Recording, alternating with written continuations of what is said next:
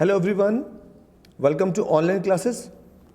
Students, आज हम लोग जो वीडियो आप देख रहे हैं ये वीडियो है sexual reproduction in flowering plants का पार्ट नंबर 4।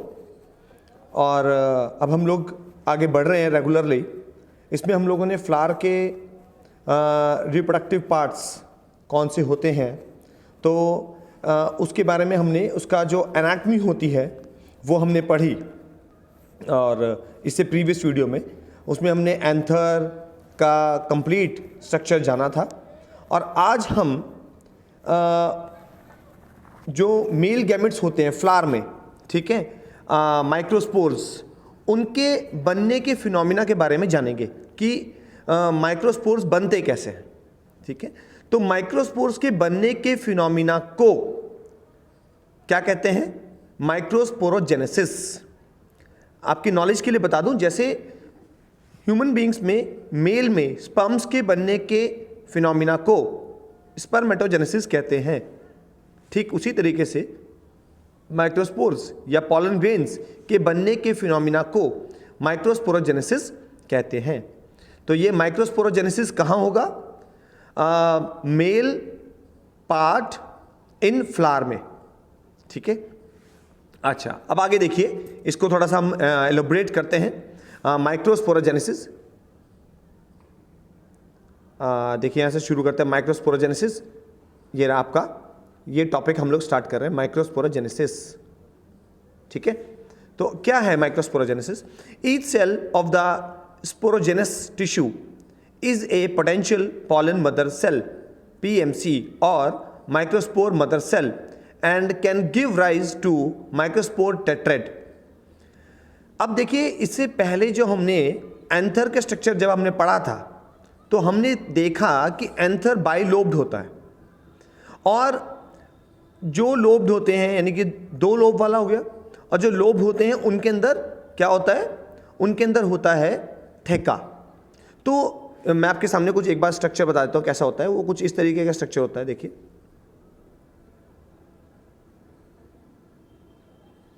ये स्ट्रक्चर होता है। तो ये तो होते हैं लोब्स, ये दो पार्ट में डिवाइड हो रहे हैं, लोब्स हो गए।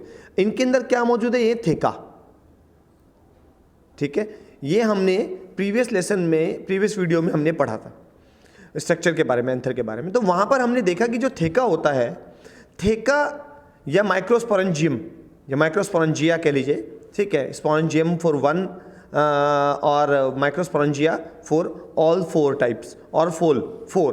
ठीक है, तो जितने 4 हैं उनको माइक्रोस्पोरेंजियम कह लेंगे, और एक को चार को माइक्रोस्पोरेंजिया कह देंगे, और सिंगल 1 को माइक्रोस्पोरेंजियम कहते हैं। तो माइक्रोस्पोरेंजियम जो है, हम जब उसको पढ़ रहे थे तो हमने देखा कि उसके अंदर अलग अलग टाइप की लेयर्स थी। तो जो सबसे इनर लेयर होती है टैपेटम, उस लेयर के बाद के जो टिश्यू होते हैं उनको क्या कहते हैं? उनको स्पोरोजेनस टिश्यूज कहते हैं, जो कि पॉलन मदर सेल्स से बने हुए होते हैं, यानी पीएमसी से बने हुए होते हैं। और यही पीएमसी आगे चल करके माइक्रोस्पोर्स या पॉलन ग्रेन्स को जन्म देने वाले हैं, आगे यही पॉलन ग्रेन को बनाने वाले। तो यहाँ तक क्लियर हो गया कि इनर लेयर, ठीक है, माइक्रोस्पोरेंजियम की इनर लेयर हो गई टैपेटम, और टैपेटम के बाद का जो इंटरनल रीजन होता है वो बना होता है स्पोरोजेनस टिश्यू से। और जो स्पोरोजेनस टिश्यू है, टिश्यू बने होते हैं सेल्स से। तो ये कौन से सेल से बने हैं? पॉलन मदर सेल से बने हुए होते हैं। और पॉलन मदर सेल्स को माइक्रोस्पोर मदर सेल्स भी बोल देते हैं, जो कि आगे चल के माइक्रोस्पोर टेट्रेड को बनाने वाले हैं। ठीक है, अच्छा, this process of formation of microspore from a pollen mother cell through the process of meiosis is called microsporogenesis. अब जो पॉलन मदर सेल्स हैं, ये कौन है? ये डिप्लॉइड्स हैं, डिप्लॉइड सेल्स हैं, और ये अपने अंदर मियोसिस करके क्या बना लेंगे? हैप्लॉइड सेल्स बना लेंगे। तो हैप्लॉइड सेल्स का बनना डिप्लॉइड सेल्स से, यानी कि पॉलन मदर सेल्स जो कि डिप्लॉइड है, इनसे हैप्लॉइड सेल जो कि माइक्रोस्पोर है, उनका बनना, वो बात अलग है कि माइक्रोस्पोर टेट्रेड बोल रहे हैं क्योंकि उसके अंदर 4 पार्ट होते हैं, तो इसलिए यहाँ पर टेट्रेड बोल रहे हैं। वो स्ट्रक्चर में आप देखेंगे आपको समझ में आ जाएगा। तो यहाँ पे हम माइक्रोस्पोर बोले या माइक्रोस्पोर टेट्रेड बोले तो कंफ्यूज मत होइए, ठीक है। अच्छा, तो माइक्रोस्पोर का बनना, और वो भी कौन से प्रोसेस के द्वारा, क्योंकि मियोसिस, अब मियोसिस किसे बोलते हैं, उस टाइप के सेल डिवीजन जिसमें डिप्लॉयड सेल्स हेप्लॉयड में कन्वर्ट होते हैं, यानी रिडक्शनल सेल डिवीजन, उसको हम मियोसिस कहते हैं। तो मियोसिस प्रोसेस के द्वारा अब क्या बनना, माइक्रोस्पोर का बनना, ओवरऑल फिनोमिना माइक्रोस्पोरोजेनेसिस कहलाता है, ठीक है। अच्छा, देखिए आगे चलते हैं। As the anther mature and dehydrate, the microspores dissociate from one another and form tetrad and develop into pollen grains. जैसे जैसे एंथर मैच्योर होता है, ठीक है, तो मैच्योर होने पर एंथर क्या होता है, डिहाइड्रेट हो जाता है। डिहाइड्रेट का मतलब क्या होता है, पानी की कमी हो जाना। इट मीन्स एंथर में से जो आपका मॉइस्चर है वो कम हो जाएगा, रिड्यूस्ड हो जाएगा, और हम बोलेंगे कि एंथर क्या हो गया है, डिहाइड्रेट हो गया है। The microspores dissociates from one another, microspores एक दूसरे से अलग अलग हो जाएंगे और बना लेंगे, टेट्रेड बना लेंगे, माइक्रोस्पोर टेट्रेड, ठीक है। अच्छा, माइक्रोस्पोर इट मींस हेप्लॉइड बन चुके हैं, अब आगे वो क्या बना रहे हैं, वो टेट्रेड बना रहे हैं, 4 माइक्रोस्पोर का एक, and develops into pollen grain. बाद में वो किस में डेवलप हो जाते हैं, वही टेट्रेड किस में डेवलप हो जाएगा, पॉलन ग्रेन में। Inside each microsporangium several thousands of microspores or pollen grains are formed that are released with the dehiscence of anther। अच्छा, dehiscence वर्ड का मैंने यहाँ पे मीनिंग भी लिखा हुआ है, आप देख रहे हैं, स्प्लिटिंग यानी टूटना, ठीक है। तो जब एंथर टूटेगा तो माइक्रोस्पोर या पॉलन ग्रेन्स रिलीज हो जाएंगे, ठीक है, क्योंकि बहुत बड़ी मात्रा में, हजारों की संख्या में माइक्रोस्पोर या कहिए पॉलन ग्रेन्स बनते हैं, किसमें, एंथर के माइक्रोस्पोरेंजियम में बनते हैं, ठीक है। अच्छा, और फिर जो एंथर है उसका मैंने आपको बताया था इससे प्रीवियस वीडियो में कि जो एंथर होता है, ठीक है, उस एंथर में एक पार्ट होता है, उस पार्ट का नाम है स्टोमियम, ठीक है। ये जो स्टोमियम होता है ये वीक पोर्शन होता है, यहाँ पर ये स्टोमियम होता है एंथर का। तो ये स्टोमियम ब्रेक डाउन होगा और यहाँ से पॉलन ग्रेन्स फिर बाहर रिलीज हो जाएंगे। तो ये हो गया आपका। तो कहने का मतलब क्या हुआ कि जैसे एंथर मैच्योर हो जाएगा तो वो डिहाइड्रेट हो जाएगा, और डिहाइड्रेट होने के बाद जो माइक्रोस्पोर हैं वो आपस में जो होंगे बना लेंगे टेट्रेड, माइक्रोस्पोर टेट्रेड, ठीक है। अच्छा, और टेट्रेड बना करके बाद में फाइनली वो टेट्रेड, माइक्रोस्पोर टेट्रेड क्या बना लेगा, पॉलन ग्रेन्स बना लेगा, ठीक है। और ये कहानी कहाँ चल रही है, ये कहानी माइक्रोस्पोरेंजियम में चल रही है। और माइक्रोस्पोरेंजियम कहाँ है, माइक्रोस्पोरेंजियम एंथर के थेका में है, और थेका कहाँ है, एंथर में है, ठीक है। अच्छा, उसके बाद आगे चलिए। In general dehiscence of anther occurs through the rupture of anther lobe walls which causes release of several thousands of pollen grains at a time। देखिए वही वाली बात आ गई कि एंथर जो है वो dehiscence करेगा, यानी कि स्प्लिट आउट होकर टूटेगा, जिसकी वजह से, और मैंने आपको बता भी दिया कि कौन सा वाला पार्ट टूटने वाला है, स्टोमियम। और स्टोमियम के ब्रेकडाउन होने के बाद, इट मीन्स एंथर की वॉल के ब्रेकडाउन होने के बाद बहुत सारे पॉलन ग्रेन्स एक ही बार में बाहर रिलीज होकर के निकल जाएंगे, ठीक है। अच्छा, उसके बाद आगे पढ़ते हैं। देखिए अब हम पढ़ रहे हैं मेल गेमेटोफाइट यानी पॉलन ग्रेन्स, ठीक है। अच्छा, आपकी नॉलेज के लिए बता दूं कि पॉलन ग्रेन्स की स्टडी को हम कहते क्या हैं। The study of pollen grains is known as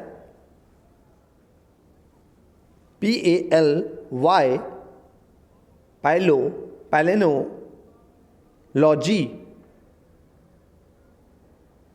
palynology। The study of pollen grains is known as palynology, ठीक है। अच्छा, तो मेल गैमेटोफाइट्स अब हम पढ़ रहे हैं, यानी कि पॉलन ग्रेन्स के बारे में पढ़ेंगे, क्योंकि पॉलन ग्रेन्स की एनाटॉमी और पॉलन ग्रेन्स के बारे में भी जानना जरूरी है। तो पॉलन ग्रेन्स के बनने के फिनोमिना को उसकी स्टडी को क्या कहते हैं? पैलिनोलॉजी कहते हैं।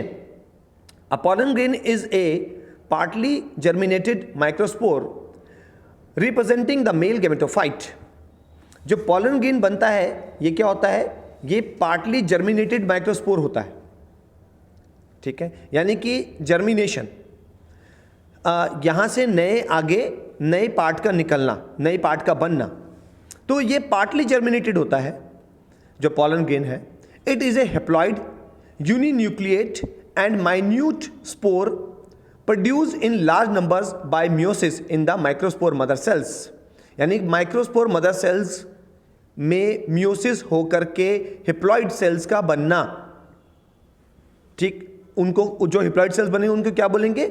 मेल गैमेटोफाइट या पॉलन ग्रेन, या आप कह लीजिए कि माइक्रोस्पोर बनना, उनको माइक्रोस्पोर बोलते हैं, ठीक है। अच्छा, और they vary in their size, shape, colour, design etcetera.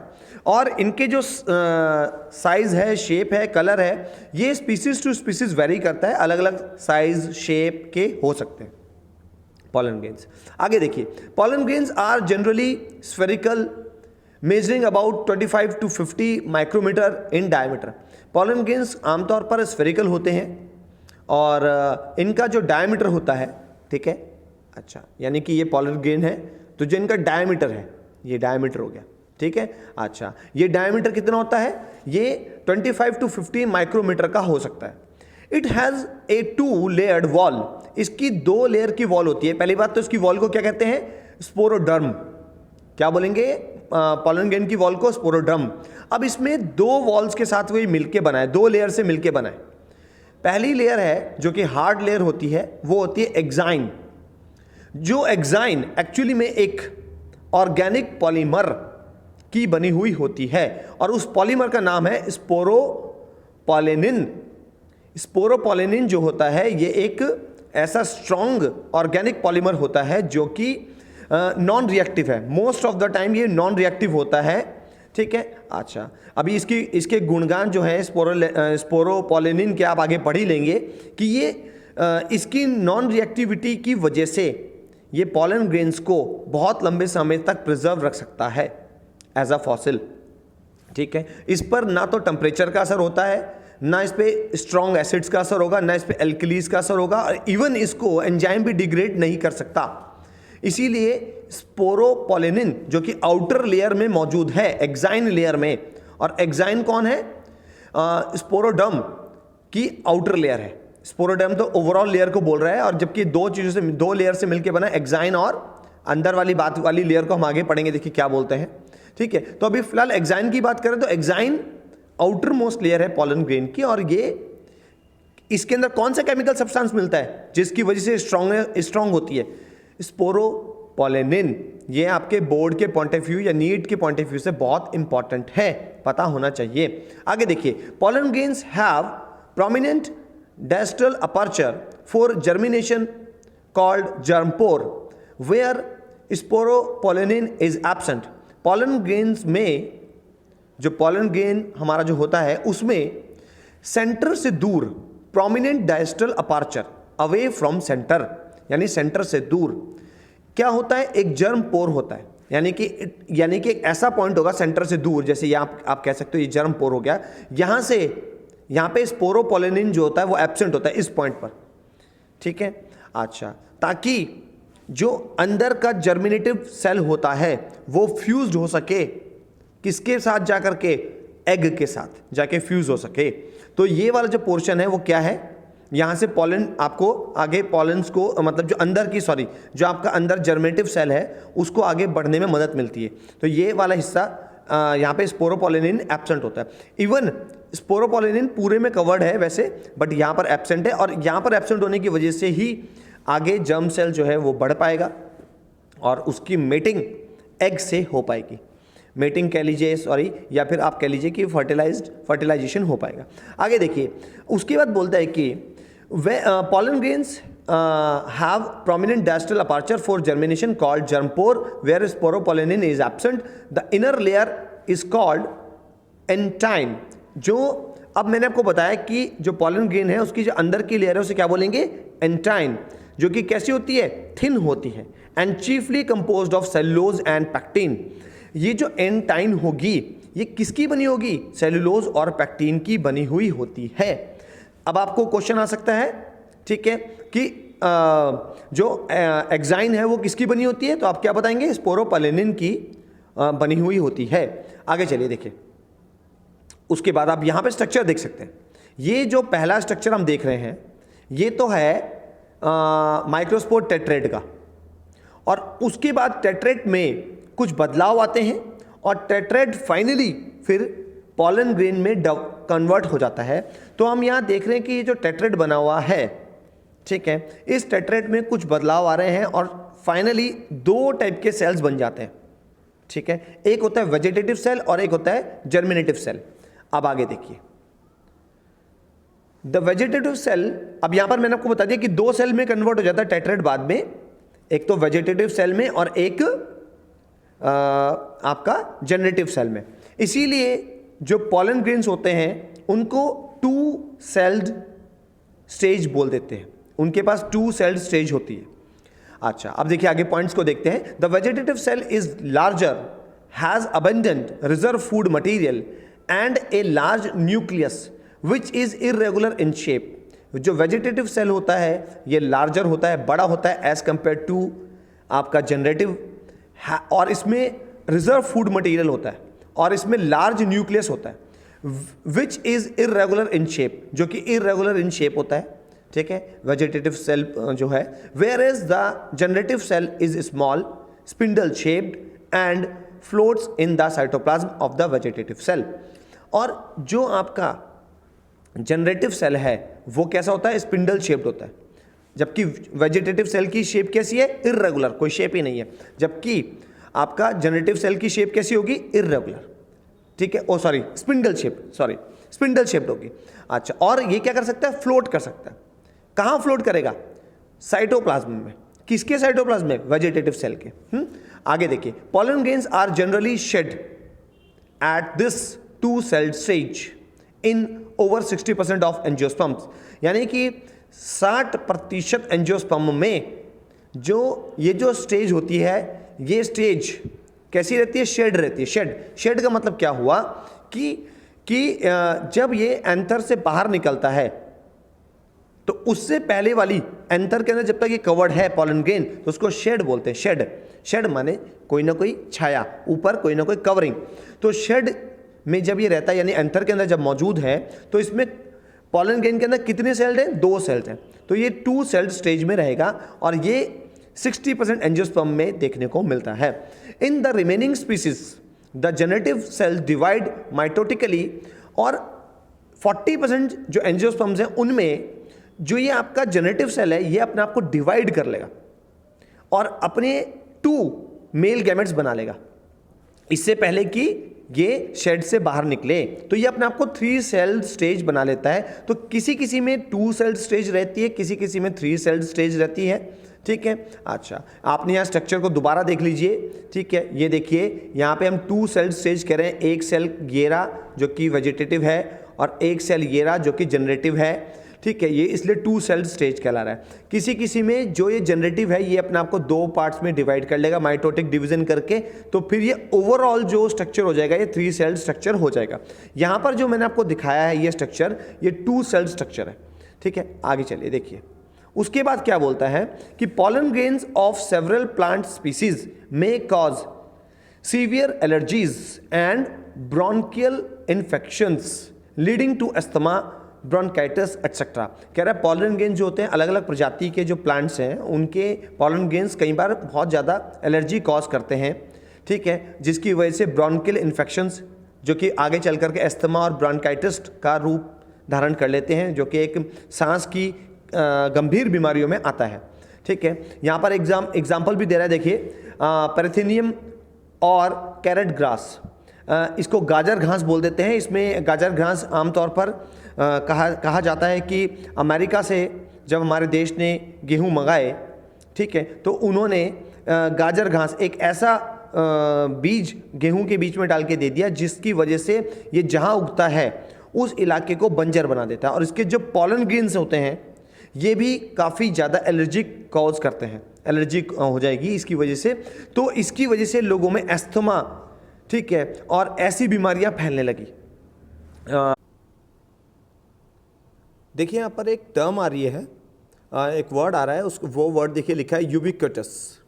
तो यूबिक्विटस का मतलब क्या होता है कि एवरीवेयर, लैटिन लैंग्वेज में इसका मतलब होता है एवरीवेयर, यानी कि हर जगह मिलने वाला।